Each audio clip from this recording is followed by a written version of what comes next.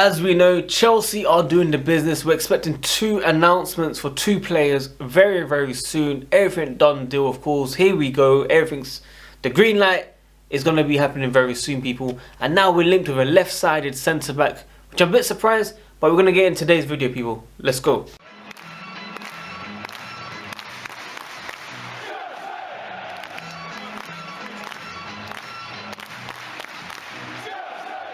Yes, people, welcome to another Chelsea video, man. Keeping you guys up to date every single day, the latest Chelsea news when possible. And yes, the Premier League is back very soon. I'm excited for it in general. Whether it's Chelsea or not, I just want to see club football again. Yes, the World Cup was great, and maybe it could be the solution for Chelsea's disappointment prior to the World Cup. And hopefully we can at least get some wins. I'm not saying we're going to win the league, top 4 or anything like that, but come on, we need to start winning some games, people. But yeah, today's video, very importantly, 2 signings will be made. We'll summarise that, of course, but a surprising transfer target for the left-sided centre-back, which has a few positives and a few negatives, and I'll get into it. But before I do, make sure you guys smash that like button, support your boy by giving us at least 200 likes on this video, people. Subscribe if you're new here, hit the notification, tune in daily, and comment down below your thoughts and opinions on every single topic that I do speak about, people. So let's get into it. Obviously, big news from David Ornstein. And apologies if I pronounce his name wrong, okay? But Chelsea are working to sign a new left-sided centre-back. And as things stand, AS Monaco's Benoit Badiashile is the leading candidate, okay? Now this, look, I'm not going to ever doubt a player. When Chelsea are scouting players and want to sign players, I'm sure they know a lot more than me. But from the situation, comparing to Josko Gvardiol, it looks like we're giving up the race.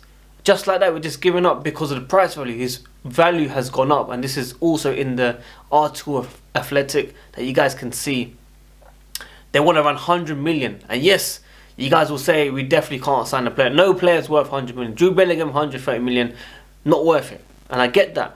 But when I see other teams like your Man Cities or your Madrids gonna be signing this player somehow for whatever the fee is, whether it's a lower fee with bonuses, etc., and it still comes to installments of 100 million, then you guys will probably say we should have still signed this player somehow. Give them a certain deal, a payment plan or something.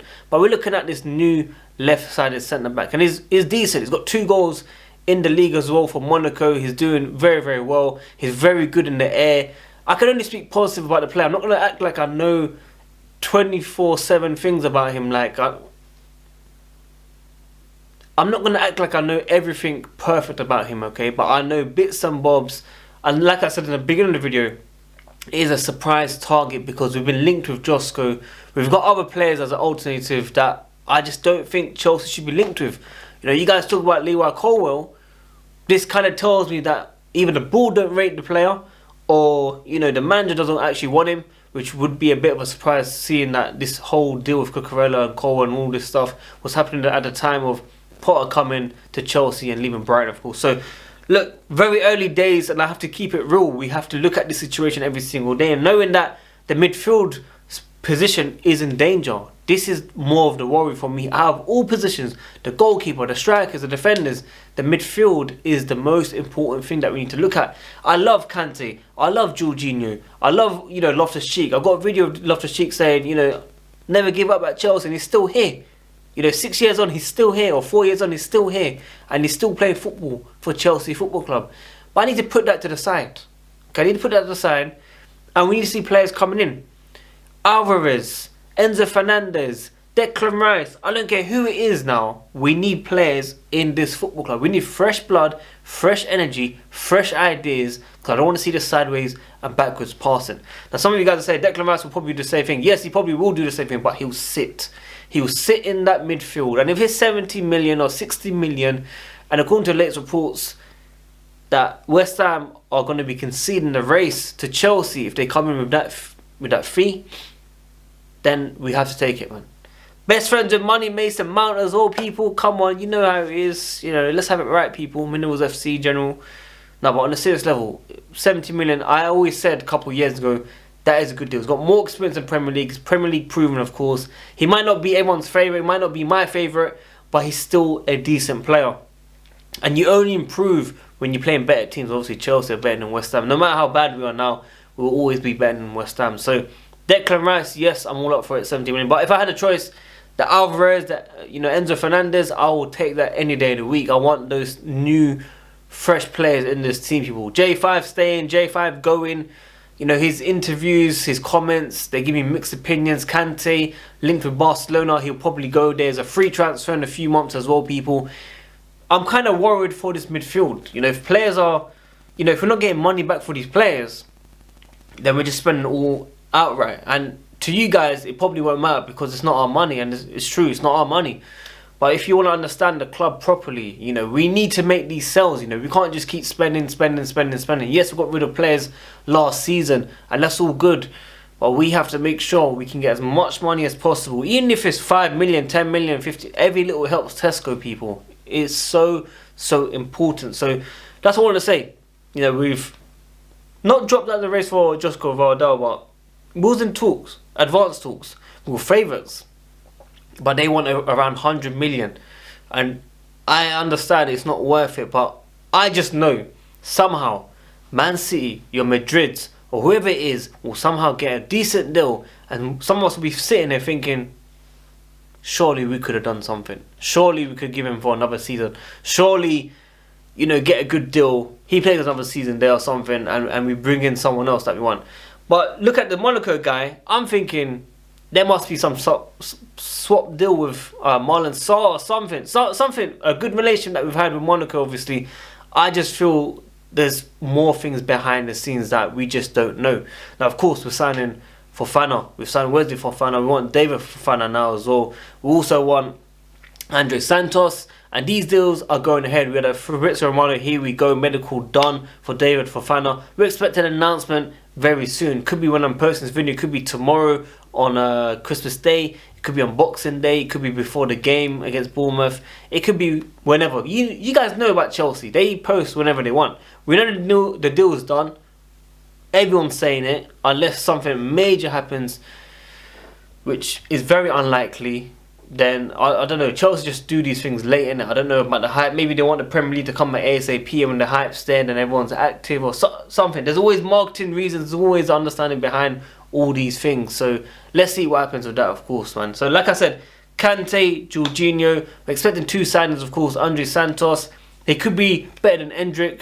I mean, we're going to see that very soon anyway, because he can play soon. Endrick has to wait 2 years to join Madrid. And I made a funny comment on Twitter saying these things, and people take it so serious. Like, Chelsea have a mindset to bring the best talent around the world, okay? Whether it's in Brazilian League or whatever it is, we are looking to improve the future of these youngsters. By the time these guys get into the team, your legends will be like Mason Mount and Reece James and, these guys that will play every single game, week in, week out, people. I hope Reece James stays fit. This is the most important thing this season. Reece James, please stay fit, man. That's the most important thing that we need, man. He is the difference. He is the glue. Like Minerals FC would say, he is the glue, people. Okay. Mason Mount, I'm hoping he gets some goals. I hope he gets some confidence in his play. I hope he just wins the fans back, man. That's all I want. I see every single day. I just go on Twitter, click. In the morning there's a debate, Mason Mount this, Mason Mount that. Then I see J5 this, J5 that. I'll be happy if J5 don't play, blah blah blah. I see all these things, and I just can't be bothered with social media sometimes. And like Carlito says, journalism is dead. Obviously journalism was alive recently because we've been signing players.